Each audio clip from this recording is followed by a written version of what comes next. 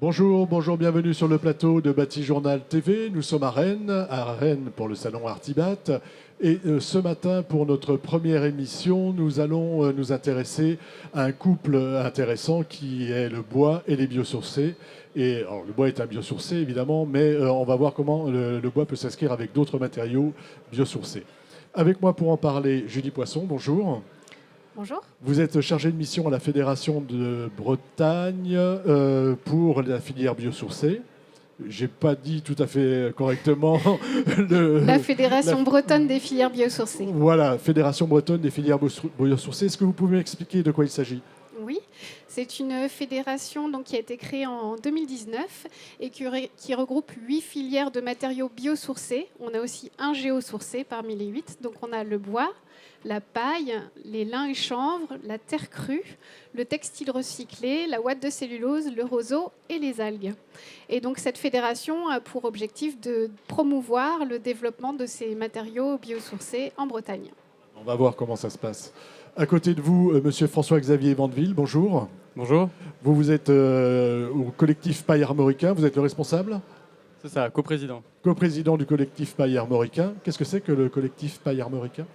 Alors c'est l'association de promotion de la construction paille dans le Grand Ouest, donc Bretagne, Pays de la Loire. Voilà. Sur le territoire, on regroupe plus de 150 adhérents et on est aussi partenaire de FB2. Alors, on va voir tout de suite avec vous deux. On va commencer par évacuer quelque chose qui est la problématique ressources. On sait qu'avec les réglementations qui arrivent vers 2020, mais aussi pour tout ce qui est rénovation, il va y avoir une forte demande en biosourcé et en bois. Est-ce qu'aujourd'hui, on a les ressources pour le faire? Et si oui, tant mieux. Mais sinon, comment on fait pour développer? On a un vrai challenge de ce côté-là. On a des filières qui sont plus matures que d'autres. Et actuellement, on a un gros travail pour se développer. Donc, ce travail se fait à 3 niveaux, développement des filières. On a effectivement un gros travail sur l'approvisionnement, la ressource, ensuite la transformation et la demande. Donc, sur la ressource, en plus, on en parle beaucoup actuellement parce qu'on a une forte tension, notamment sur les prix sur le bois qui sont... C'est une important, tension de conjoncture. on a consacré une émission hier à ce problème. Donc effectivement, c'est un sujet qui revient beaucoup. Donc il y a des ressources qui sont disponibles, plus ou moins en fonction des régions. Et l'objectif, c'est d'avoir un développement avec un ancrage territorial, avec les ressources propres à chaque territoire. Donc on travaille effectivement actuellement là-dessus, sur nos 8 filières. Sur cet aspect ressources, la paille, il y en a. Alors la paille, il y en a. C'est pareil, ça peut être réparti de manière un peu inégale. On sait qu'en Bretagne, on a moins de disponibilité, de fait parce qu'on est aussi un pays d'élevage. Donc c'est vrai qu'il y a une concurrence d'usage avec l'ensemble des agromatériaux. Faut pas la nier, il ne faut pas la négliger. On travaille beaucoup avec les chambres d'agriculture en Bretagne et en Pays de la Loire. Après, il faut vraiment remettre en échelle le quantitatif nécessaire pour isoler des bâtiments en passif. Aujourd'hui, on avait fait, nous, une enquête l'année dernière sur les Pays de la Loire. Et pour construire 20% des logements qui existent en Pays de la Loire, on mobiliserait 1% de la ressource en paille du territoire, vraiment des Pays de la Loire. Donc c'est toujours ça qu'il faut mettre aussi en lumière. C'est effectivement, il y a une concurrence d'usage. Après, la proportion est très faible relativement vraiment aux bénéfices que ça amène. Il y a de la marge, on va dire, sur la paille. Il y a de la marge. Alors après, il y a toujours une hiérarchisation. C'est clair qu'une hiérarchie, on va toujours privilégier l'usage agricole dans un premier temps. Et puis ensuite, vraiment, l'isolation dans les bâtiments. Et en dernier niveau, l'énergie, on va dire la paille énergie ou le bois énergie. Donc vraiment mettre les bons matériaux aux bons endroits et vraiment pour les bons usages. Voilà, pour les bons usages. Et aussi hiérarchiser les usages. Exactement. Sur le chanvre, le lin, est-ce qu'on en a suffisamment en Bretagne? En Bretagne, c'était des cultures historiques qui étaient très développées. On a eu jusqu'à 100 000 hectares de chanvre il y a un siècle. Finalement, ça s'est beaucoup réduit ces dernières années. Le marché ont trouvé d'autres matériaux pour les utiliser. Du coup, c'est réduit. Et là, actuellement, on est environ un peu moins de 500 hectares sur ces cultures. Par contre, donc on est très anecdotique pour l'instant. Par contre, avec une volonté de les développer fortement et un doublement, voire triplement des surfaces chaque année. Voilà, donc même chose pour le lin. Hein. Oui, c'est un peu le même principe. C'est pour ça, d'ailleurs, ces deux cultures sont déjà réunies au sein d'une même association bretonne, lin et chanvre en Bretagne. Voilà, donc on voit hein, qu'il y a un travail à faire sur la ressource, elle est disponible, mais il faut la hiérarchiser et en plus, il faut évidemment la développer pour pouvoir accompagner le mouvement. Mais on va parler surtout de l'intérêt maintenant de construire, de coupler, on va dire, le matériau bois, qui est un biosourcé, mais on a l'habitude de dire le matériau bois et les biosourcés. Donc quel est l'intérêt? Pourquoi coupler bois et biosourcé? Même question à tous les deux. Je ne sais pas qui veut commencer. Alors je vais prendre la parole. Le bois vraiment est essentiel hein, pour les biosourcés parce que les biosourcés sont principalement là en tant qu'isolant ou apporteurs vraiment d'inertie dans les bâtiments. Donc le bois va vraiment jouer ce rôle structurel. Clairement, on a un duo gagnant. Hein, on fait du remplissage entre ossatures donc, pour faire une enveloppe passive ou en tout cas une enveloppe très performante et à bas coût carbone. Donc c'est vrai que le bois est toujours le partenaire idéal pour l'ensemble des biosourcés, que ce soit la paille, du chanvre, du lin ou autre. Il y a une cohérence. Allez-y. Tout à fait. Nous, on présente le bois vraiment comme le grand frère des biosourcés. Au niveau technique, parce qu'il est porteur, on a des techniques de terre crue porteuse ou de paille porteuse, mais qui aujourd'hui ne sont pas encore reconnues comme techniques courantes. Donc il y a des projets qui sortent, hein, mais qui sont plus difficiles à mettre en œuvre, plus longs et plus complexes, mais ça existe. Et du coup, le bois au niveau technique est complètement complémentaire. Et nous, au sein de notre fédération, le bois joue aussi le rôle de grand frère au niveau de l'exemple de développement de filière. Voilà, c'est ça. Le bois a pris de l'avance. Et l'idée, c'est que les autres filières prennent exemple sur la filière bois, c'est ça? Tout à fait. Vous pouvez nous donner un exemple, je ne sais pas, avec le chanvre, avec le lin, avec d'autres, hein, pour voir comment justement vous structurez ces filières? Même si, j'allais dire, chaque filière a ses spécificités. Donc c'est un exemple, mais après, chacun compose avec ses avantages. Donc par exemple, il y a des filières comme la paille qui me semble aussi une filière déjà bien mature, bien développée, qui s'est développée par les autoconstructeurs à la base, mais maintenant on a des process. Voilà, je voyais hier le stand de quelqu'un qui s'appelle Isole en paille, qui a développé une botte de paille qui peut utiliser vraiment à la place de tous les isolants, donc qui est plus facile à mettre en œuvre. Il y a aussi la paille hachée, la paille en vrac, qui est en train de sortir, donc des choses un peu plus industrialisées. Par exemple, le chanvre sont très en avance sur tout ce qui est R&D. Il y a beaucoup de recherches sur ce matériau très spécifique qui est capable vraiment d'avoir une action sur l'hygrométrie dans l'air. Donc, il y a beaucoup de recherches. Et les bétons végétaux font aussi l'objet de beaucoup de recherches. Donc, chaque filière est en train de se développer avec son histoire et puis recherche et développement. La terre crue, par exemple, on est sur une filière en Bretagne. Hein, je parle de ce que je connais dans la fédération. On est en Bretagne, allons-y. Voilà. Hein. Et du coup, et la terre crue qui est une filière qui pour l'instant se développe et ils font très attention. Ils sont un peu partagés, même en interne, je peux dire. Il y a une partie qui voudrait rester assez artisanale et une autre partie de la filière qui serait prête à aller sur des choses plus industrialisées. Donc il y a aussi des débats avec lesquels il faut composer pour le développement des filières. Oui, allez-y. Oui, je voulais rajouter un petit peu sur les développements filières. C'est vrai que ce qui amène un énorme essor, c'est le contexte réglementaire. Donc là, c'est vrai que la paille est encadrée par des règles professionnelles de construction paille, qui sont donc complètement réglementaires depuis 2012. Le chanvre aussi a ses règles professionnelles qui permettent une assurabilité complète. Et la filière terre est aussi en recherche de ce contexte-là. Donc c'est vrai qu'à partir du moment où ça rassure les assureurs, on va dire qu'on a presque le champ libre pour aussi construire. Et de fait, on a plus de projets qui se font, etc. Et on a une filière qui avance beaucoup plus rapidement. Je voulais aussi rebondir sur le fait qu'effectivement, c'est des filières qui innovent énormément.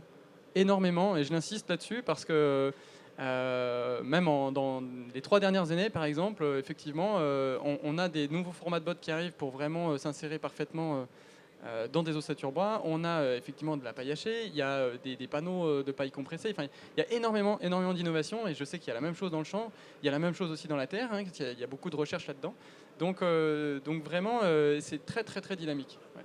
très dynamique, mais il y a ce petit besoin quand même d'aller industrialiser. Quand vous me dites on va faire des bottes bien calibrées ou du haché, là on est parti dans l'industrialisation. Et justement, c'est une bonne transition. Je voulais parler aussi de filières qui sont au sein de la fédération, qui sont plus sur ce créneau de l'industrialisation. La ouate de cellulose, on a une usine, on a la chance d'avoir une usine de production de ouate de cellulose, c'est la ouate à côté de Morlaix. On a l'isolant à base de textile recyclé Métis. Voilà. Et puis on a la peinture algo à base d'algues.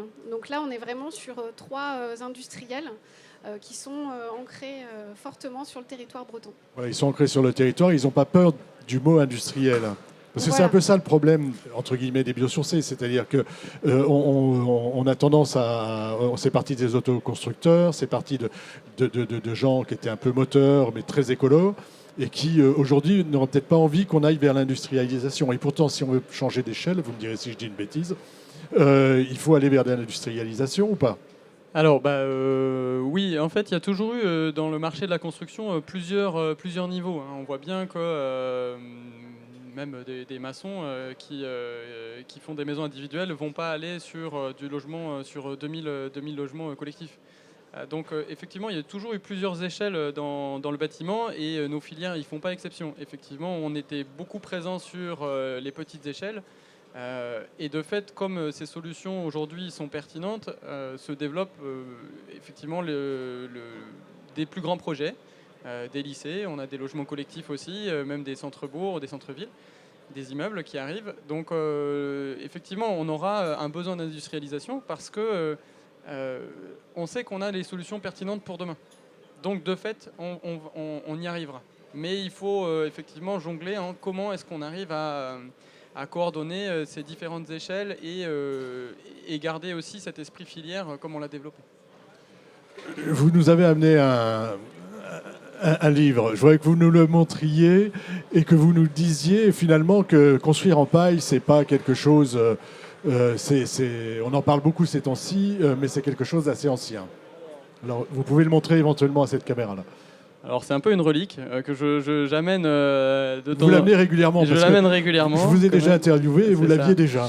Mais j'aime bien montrer ça parce que le titre est extrêmement parlant, hein. On a un article qui date de 1921 qui retrace la construction de la plus vieille maison en paille en France connue, qui est la maison Feuillette à Montargis. Et le titre... Qui est toujours là. Hein. Qui est toujours là, qui a été racheté donc, par le Centre national de la construction paille. Donc ça fait partie du réseau. Et le titre, c'est « Fraîche en été, chaude en hiver, les maisons en paille sont avant tout économiques ». Et pour moi, ce titre n'a pas pris une ride, clairement, hein. On parle de 60% de l'augmentation du prix du gaz. Cette maison-là, à l'époque, avait déjà une enveloppe passive et avec du simple vitrage, était déjà RT 2005, quoi. Donc en gros, on avait un large temps d'avance. C'est des solutions qui existent. On voit la pérennité aussi, hein, de ces isolants. Quand ils sont bien mis en œuvre, aujourd'hui, la maison est en état impeccable. Donc, on sait que ça fonctionne. Je vais grossir le trait, mais on a un énorme retour d'expérience quand même sur ces isolants, même si ça n'a pas été massifié et si ce n'est pas dans la culture commune. On sait que ça fonctionne et on sait que ça fonctionne avec le bois, puisque là, on a une structure bois. Hein, puisque pour revenir un petit peu à notre idée de départ, qui est de dire marions-les, bois et biosourcé, ça montre que ça existe depuis longtemps, mais on voit aussi qu'avec certaines filières, c'est très innovant, comme avec le chanvre. Construire en chanvre, aujourd'hui, avec du chanvre projeté, c'est quelque chose d'assez innovant et nouveau, enfin nouveau, qui a une vingtaine d'années. On voit que ces questions reviennent très souvent quand on a des questions d'énergie. Dans les années 70, s'est développé aussi pas mal l'architecture solaire. On a eu tout un courant qui vraiment s'est construit autour de ces solutions-là, aussi sur l'autoconstruction de maisons biosourcées. Et vraiment, on arrive aujourd'hui dans un contexte où ces solutions, où les solutions bois et biosourcées sont extrêmement pertinentes. Très pertinente en raison du coût, hein, de l'énergie qui va en augmentant très très fort. Et j'avais envie de compléter parce depuis une vingtaine d'années, on travaille beaucoup sur la performance énergétique. Et on se rend compte des fois que ça peut entraîner des soucis de confort et de santé, parce qu'on se concentre uniquement sur la performance énergétique. Et les matériaux biosourcés sont aussi une réponse autant à la performance énergétique, à la sobriété avec notamment l'isolation, mais aussi à rapporter du confort, notamment de la qualité de l'air, du confort thermique Allons-y acoustique. justement sur la qualité, sur les propriétés. Donc confort, d'abord le confort, parce que on a tendance à toujours parler de carbone, à raison d'ailleurs, hein, de carbone, de thermique, de choses comme ça, mais c'est d'abord le confort. Une maison avec une maison ou des logements biosourcés, avec des matériaux bois et biosourcés, c'est d'abord confortable, c'est ça? Tout à fait. On a le confort thermique en premier lieu, donc avec une isolation, mais on va dire que là, un isolant biosourcé, il joue son rôle d'isolation thermique de la même manière que les autres isolants conventionnels. Par contre, les finitions notamment peuvent amener un confort supplémentaire qui est encore difficile à quantifier avec les logiciels thermiques. Par exemple, cette capacité du chanvre, mais beaucoup de biosourcés ont cette capacité, à réguler l'humidité dans l'air, l'hygrométrie. Et du coup, là, on amène un confort supplémentaire parce que l'humidité joue dans le ressenti du confort thermique des personnes. Et du coup, on peut s'économiser un peu de chauffage parce qu'on a ces matériaux qui vont réguler l'humidité dans l'air. On va moins chauffer une maison, tout simplement parce qu'on y est mieux. Et la sensation à 19 degrés ne sera pas du tout la même que dans une maison plus traditionnelle. Voilà, les sensations de parois. Par exemple, quand vous êtes à côté d'une fenêtre, la sensation de parois froides. Techniquement, on appelle ça l'effusivité, mais peu importe, on ressent le froid. Alors qu'avec les matériaux biosourcés, et aussi pour la terre crue, on n'a pas du tout cet effet de fraîcheur du matériau avec le métal ou avec le verre. On a vraiment cette impression soit de neutralité, soit même de chaleur. Et visuellement, par exemple, quand vous êtes dans une pièce, ça a été prouvé, il y a des études psychologiques, quand vous avez du bois à température de l'air égale, eh ben, on a l'impression d'avoir plus chaud. Parce que là, on est vraiment sur la psychologie du matériau. Et ça, c'est quelque chose de spécifique qu'on ne quantifie pas encore à part sur des enquêtes psychologiques. C'est le bien-être ressenti au contact de matériaux naturels. La biophilie, c'est ça? Par exemple. Mais ça joue aussi sur l'électromagnétisme. Enfin là, il y a beaucoup de recherches là-dessus. En cours sur le sujet. Moi, je vais rebondir vraiment sur mon expérience personnelle parce que je me souviens aussi quand j'étais étudiant dans des appartements où on montait le chauffage énormément et on n'était pas bien du tout, alors qu'il faisait quand même très chaud. Et je suis vraiment venu, moi, dans ces filières-là. Je suis issu de la filière bois. Et je suis vraiment venu dans les filières biosourcées aussi par ce confort. Parce que j'ai visité énormément de bâtiments, biosourcés, de bâtiments écolos, je mets un peu les guillemets. Mais vraiment, je me suis dit comment c'est possible d'être pieds nus. Il fait très bon, on se sent très bien. Et il fait 19 degrés, il n'y a pas de chauffage. Et voilà. Et ce, en plein hiver, il faisait 0 dehors. Et voilà, ça m'a vraiment fait réfléchir. Et en creusant le sujet, effectivement, on arrive à des matériaux, en tout cas, qui amènent un confort absolument hallucinant. Nous, aujourd'hui, en fait, c'est ça vraiment le message à passer, c'est qu'on sait faire des maisons qui ont une température constante entre 19 et 25 degrés toute l'année, et ce, quel que soit le temps à l'extérieur. Ça, c'est important de le dire, c'est que c'est confortable. Le confort, et le confort d'abord. Non, mais c'est important parce que de pas. Mais on va quand même parler des autres propriétés. Il nous reste un peu de temps. On sait que pour le carbone, c'est très intéressant. Pourquoi? Je peux parler. Alors, donc, les matériaux biosourcés sont des matériaux qui... Et biosourcés et bois. Hein, Alors, biosourcés, oui, j'intègre le bois vraiment dans le biosourcé. Enfin, vraiment, c'est des matières qui sont issues de la biomasse, vraiment, et qui, elles-mêmes, pendant leur croissance, vont capter du carbone.